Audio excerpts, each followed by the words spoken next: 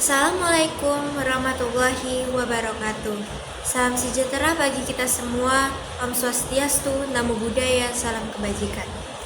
Yang saya hormati Bapak Aprima Dedi selaku dosen mata kuliah Bahasa Indonesia serta teman-teman seperjuangan yang saya banggakan.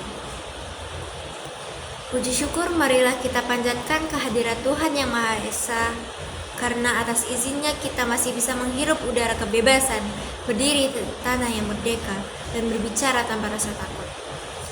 Saudara-saudaraku sebangsa dan setanah air, hari ini kita tidak hanya sekedar berkumpul atau menonton video ini untuk menggugurkan kewajiban tugas.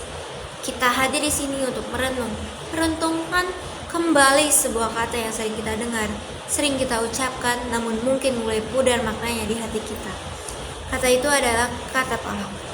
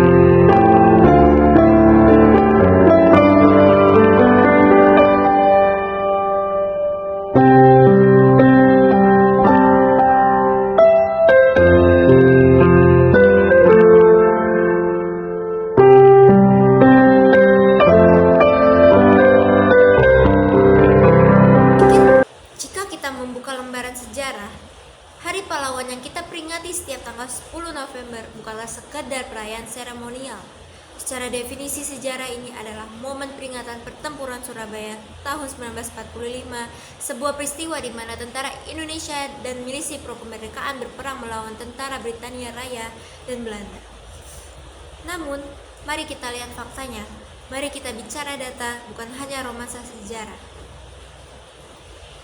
Tahukah kalian seberapa dahsyat pertempuran itu? Data sejarah mencatat ketimpangan yang luar biasa.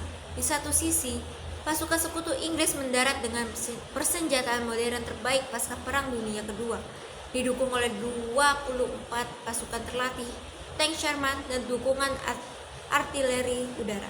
Di sisi lain, rakyat Surabaya, statistik mencatat pertempuran yang berlangsung selama 3 minggu. Ini mengakibatkan 6.000 hingga 16.000 pejuang Indonesia gugur. Bayangkan angka itu, 16.000 nyawa melayang demi mempertahankan satu hal, yaitu kedaulatan. Sementara di pihak musuh, korban tewas berkisaran 600 hingga 2.000 prajurit. Secara matematis kita kalah teknologi, secara statistik kita kalah jumlah logistik. Tapi satu variabel yang tidak dihitung oleh statistik militer manapun, semangat, merdeka atau mati. Namun saya ingin mengutip pandangan seorang sejarawan dan budayawan M.H. Ainun Najib yang sering kita sebut Cak Non, yang berkata bahwa pahlawan itu bukan orang yang ingin dipuji. Pahlawan adalah orang yang berani menderita demi orang lain, yang berani rugi agar orang lain untung.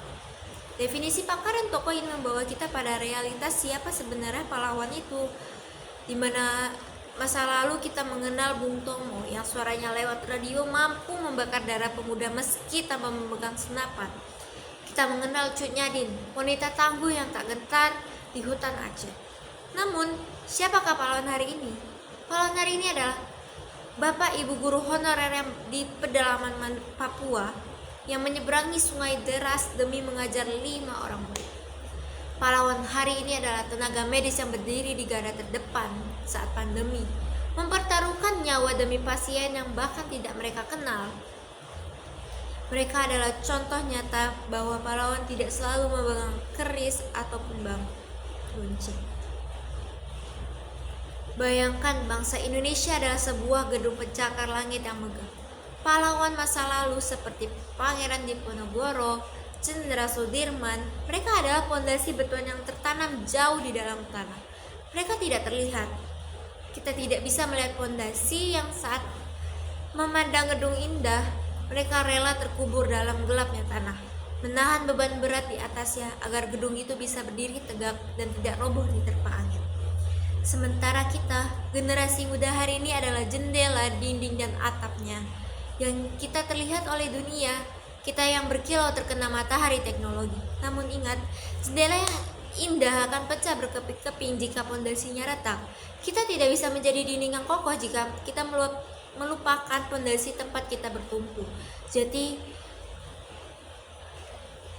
Jadi menghormati pahlawan bukan berarti kita harus kembali masuk ke dalam tanah menjadi pondasi, tetapi kita harus merawat gedung ini agar perkorbanan pondasi atau para pahlawan tersebut tidak sia-sia.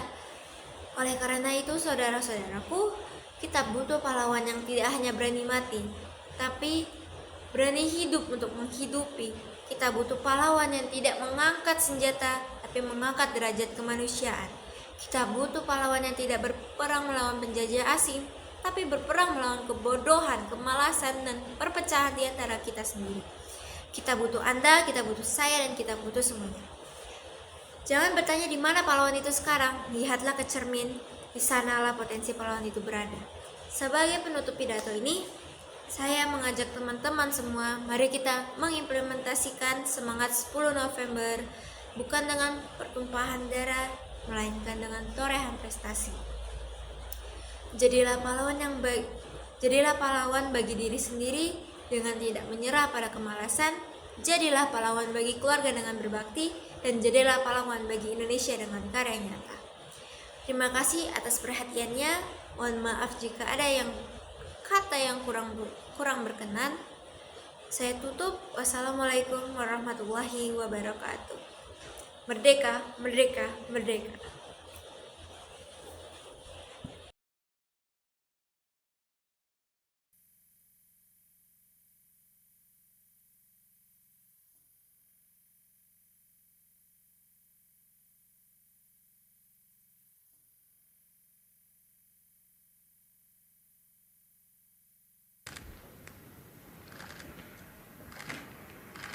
Pembacaan Keputusan Presiden Republik Indonesia oleh Sekretaris Militer Presiden.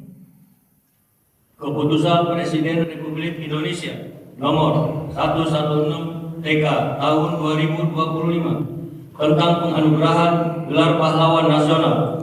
Dengan rahmat Tuhan Yang Maha Esa, Presiden Republik Indonesia menimbang dan seterusnya, mengingat dan seterusnya, memutuskan, menetapkan dan seterusnya. Ke-1, menganugerahkan gelar pahlawan nasional kepada mereka yang namanya tersebut dalam lampiran keputusan ini sebagai penghargaan dan penghormatan yang tinggi atas jasa-jasanya yang luar biasa untuk kepentingan mewujudkan persatuan dan kesatuan bangsa. Kedua, dan seterusnya, ditetapkan di Jakarta pada tanggal 6 November 2025. Presiden Republik Indonesia Prabowo Subianto.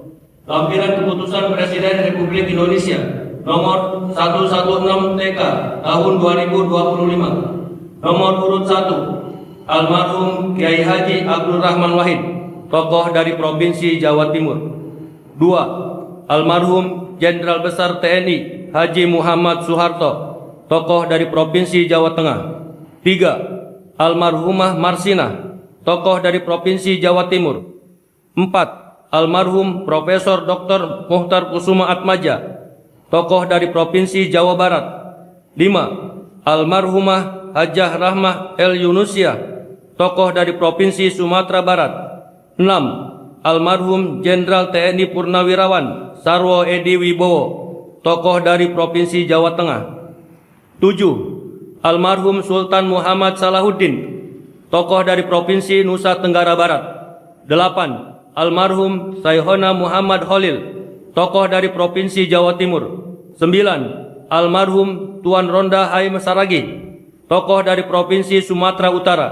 10, almarhum Zainal Abidin Shah, tokoh dari Provinsi Maluku Utara. Presiden Republik Indonesia Prabowo Subianto.